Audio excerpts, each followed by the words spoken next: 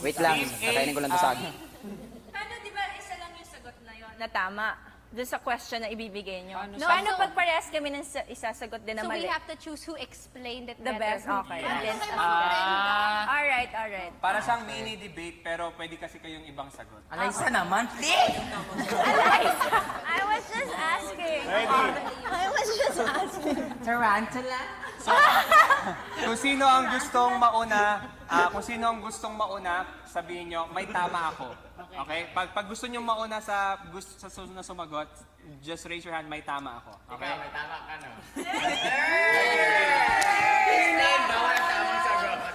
Bawal ang tamang sagot. Wala. Ready, one. So, tama na meron. Hindi, nagkamali lang. Ready, one. First question. Ano ang nilalagay sa tuktok ng Christmas tree?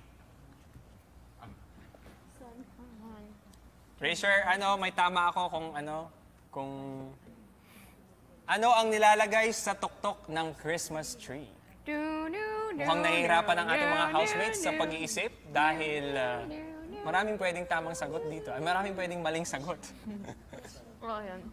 Wow, At dahil nga sobrang palapit saya. ng Christmas, speaking of Christmas tree, ito na nga po ang isa sa paraan para makapagpabigay kayo ng inyong suporta sa spirit of Christmas through your virtual gifts, mga kapamilya. Kaya tama naman, ako. Comunizens, please drop your virtual gifts. Thank you. May tama ako. Yes, from Team A. Ang nilalagay sa Dito tayo, dito lang. Ang nilalagay... Asan yung camera ko? Ang nilalagay sa taas sa tuktok ng Christmas tree ay kandila. Bakit iyan? Kandila kasi ito nagsisilbing ilaw ng isang masayang pamilya ngayong darating na Pasko. May tama ako. Okay. Bakit kayo maglalagay ng kandila sa tuktok ng Christmas tree? Pag nagkusunog, didisira ang Pasko ninyo hanggang New Year, hanggang buong buwan ninyo. Alangan maglalagay kayo ng electric doon, magsundasindi pa kayo, hindi kailangan maglagay. Kasi ang Christmas tree, nilalagyan na siya ng series light. Kaya may ilaw na siya. Dapat ang ilagay natin doon dahil ang Pasko ay pagmamahalan. Ito yung buo tayo, ito yung pagbibigay. Ibig sabihin, pinapairal natin yung puso. So we need to put heart. Because Christmas symbolizes love. Because if there's love, there's peace. If there's unity, there's, Christmas. Okay, rebat. Pwede niyong sagutin para medyo mini debate siya. Okay. Bakit kandila? Okay na ako? Guys. Okay na siya. Ayaw nila. Susuko na sila. Electric candle naman yung amin. High-tech na kami ngayon, no? Oh, electric candle naman pala. Naglagay ko ng electric candle doon, tapos ang Christmas tree, meron ding series light, electric din yun. Ang dami ng spark. Too much spark will ruin your life. Not if you pay your bills on time. Yeah, but it's delicate. Not if you're close to Meralco. Okay. Kandila na nilagay din namin. Wala. Ang bilis ka usap. Ano yan? May tama ka, Angie. Anong tama Wala mo? yung tama ko, nawala yung sagot ko. Okay. So, anong tama mo?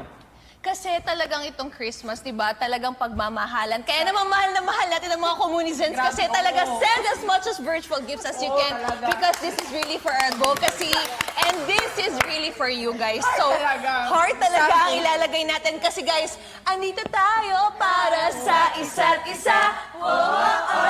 Saka alam niyo ba, guys? Pwede tayo magpa-design ng heart na kandila na nakalagay sa taas. Electric ba siya? O, di ba? Okay. Time's up. Ayan, narinig na po natin ang sagot mula sa dalawang teams. Sino kaya ang pinaka-convincing na sagot? Oh my God! Shania, kung meron lang tayong paraan para makita yan, pero wala tayong... Shania, ano sa wala. palagay mo? Feeling ko, syempre naman, ito. Yeah, na-explain nila kasi totoo nga naman pwedeng maging kandila ang heart. So, very good yung point na yun.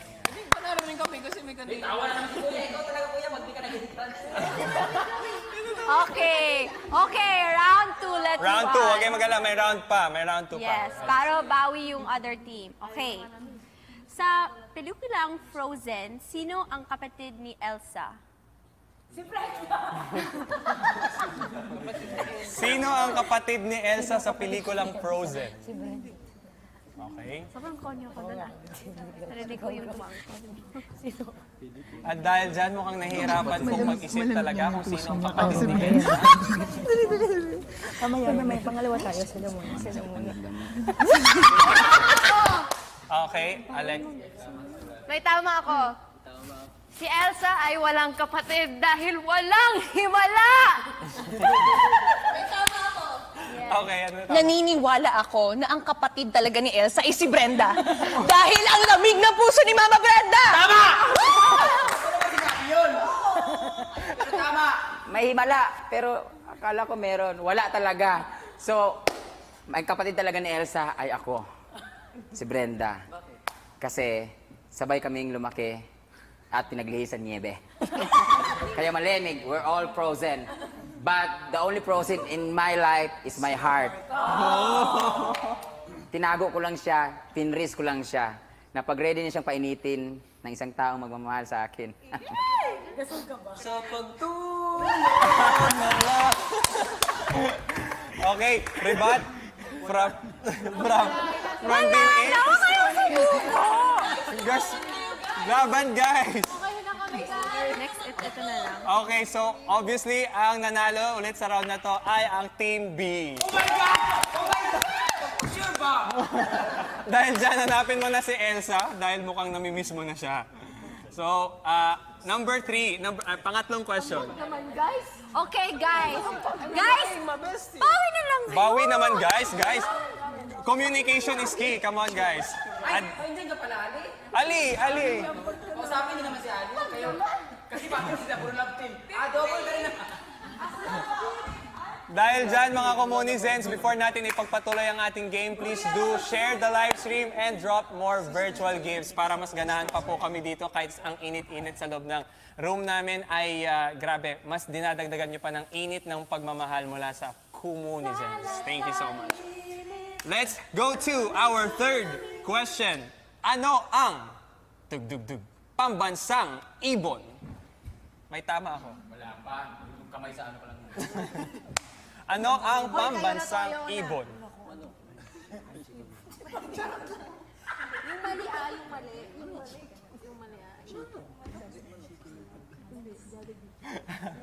Ayan. Di ba bawal ka ng Bawal. May tama ako! Ano yung tama mo, ma? Tama ka. Mukhang may tama. May tama ako!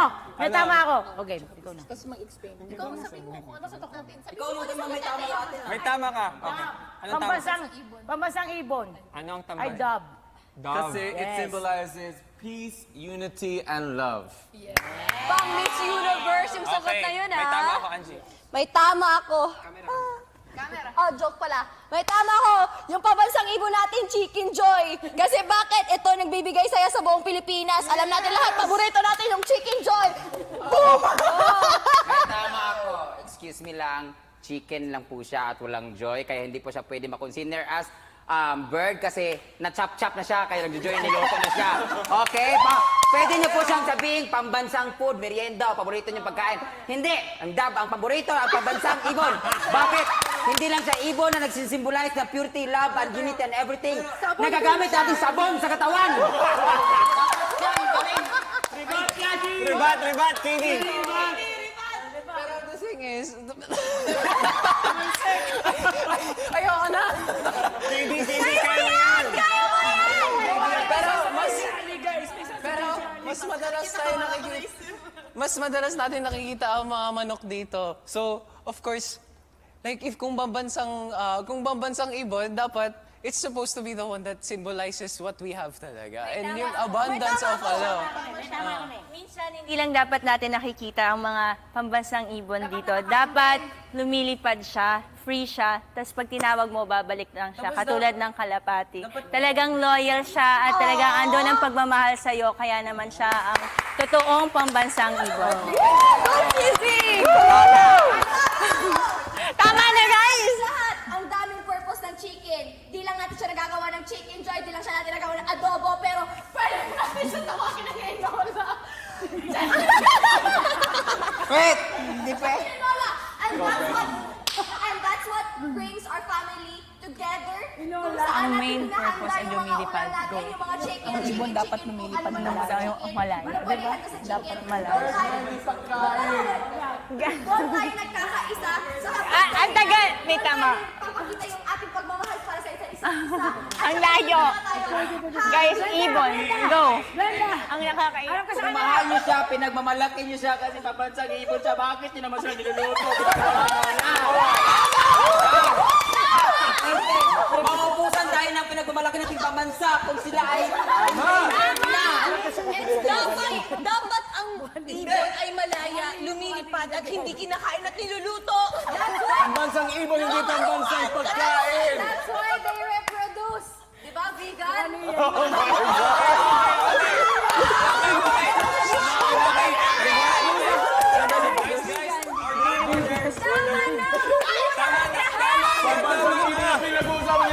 Tama na yan! Tama na! Alam niyo po, kaya na-produce ang vegan din, paubos na po! Ang chicken na niluluto, ginawa niyang inola! Tama na! Tama na! Tama na! Okay. Ikaw ang dahilan kung bakit kami nag-aaway-aaway! Teka lang! Napawisan na ako sa inyo. Okay.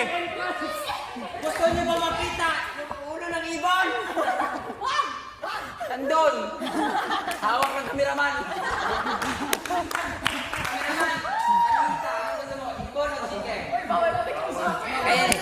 Kamera lang. At dahil dyan, pwede naman humingi ng ibon mula sa mga communizens, di ba? Worth, baka naman may pa-worth ibong Adarna dyan, guys, di ba? Para sa ating good cause. At clearly, guys, ang nanalo sa round na ito. Ay, hindi, God talaga!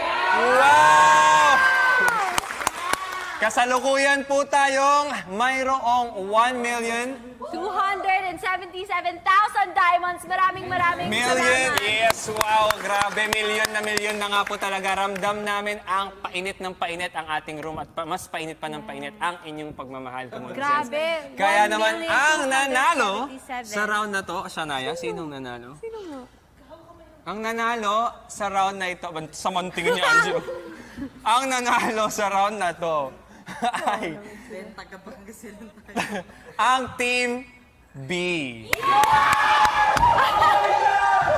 Kasi Titikman ninyo! Guys, marami pa. Then fun for fun lang. Okay. Kaya nyo to, Ready? kaya nyo to. Kaya nyo to. Marami pa. So, for the fourth question, kaya niyo to. Kung may May last time. na. Kung may time. Kung may Okay. time pa. So, yung tanong is, anong reality show tayo kabilang? So, anong reality show May tayo? tama ako. Anong tama mo, Alexa? We Love OPM.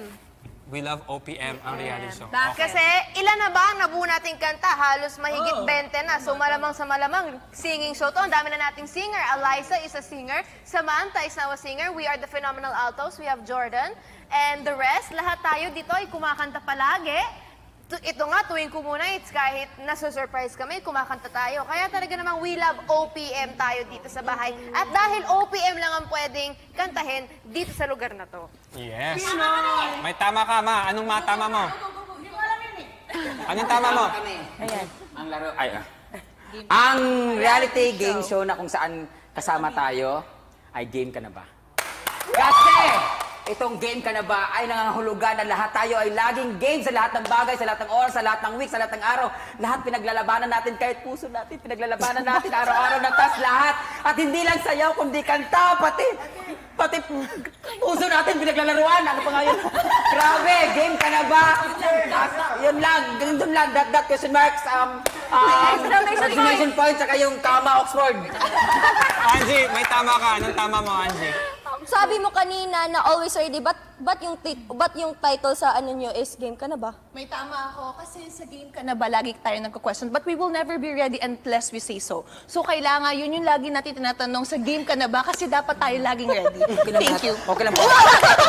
Saglit! So, kayo ba never kumanta dito sa lugar na pinagnaroroon na natin? Yun ang sinasabi ko, itong Game Ka Na Ba, hindi lang siya pang task, hindi lang siya pang weekly task, hindi lang siya pang sayawan, kundi may kantahan din. Kasi kaya nga sabi ni Kuya kanina, housemates, ready na ba kayo? Ibig sabihin, game na ba kayo? Ganon! Pero sabi rin ni Kuya sa akin, pakilis ka lahat. ng kantang nagawa niyo dyan sa loob ng bahay dahil mukhang gagawa tayo ng album. So, Yes, we we love love it. OPM. So, hindi lang pwede mag-focus sa kanta kasi andito tayong lahat. Ang dami natin nagawa, hindi lang kanta. Alam natin yan. Andun Lumaban naman kayo. Lahat. Hindi ko na mabanggit pero masakit talaga sa puso. Nag-swimming pa nga tayo nang walang tubig. Nag-boxing tayo ng walang... Oh, every time we go on Kumu Live, we always have this, meaning we are Pero music-based. nag-game tayo ngayon kasi game ka na ba? Hindi nagkakatalo ngayon! Lahat ng nakalipas na kumukantahan. Okay, okay. Eh di mag-game tayo ng kantahan, pass the song. Okay. Okay. Housemates. Meron na po napagdesisyonan. Ano ba ito, to? Meron na po napagdesisyonan ang... okay, meron na po kami napagdesisyonan. Ang panalo sa round na ito ay ang Team A. Yay! Salamat Dahil naman. totoo nga naman guys, simula pa lang nung nauna, nagsimula na kayong magkantahan. Kaya, for your last question, Tama na, Ben. Maglaro na hindi, meron pa may isa pa. Last 20 minutes pa. For your last question, meron tayong last question before tayo Guys, kayo mag-last na to game. Fill in the blank. Dora, the... Lakmanjera! Oh, may tama ako. Okay, Dora da. Oh my gosh, Okay. bakit? Bakit? Kasi diba, lakmanjera si Dora. Bakit hindi ka Nakuha siya para makasagap ng mga bagong chika at mga bagong chismis. Kaya Dora, Dora the the Omega! Anong tama mo? Hindi siya mega, tawag lang yan. Siya ay si Dora the Marites. Bakit ba si Marites? Ano ba ginagawa ni Marites? Gumagala dahil siya ay isang dakilang mosang chismosa at na-meet niya ang kanyang mga Omega!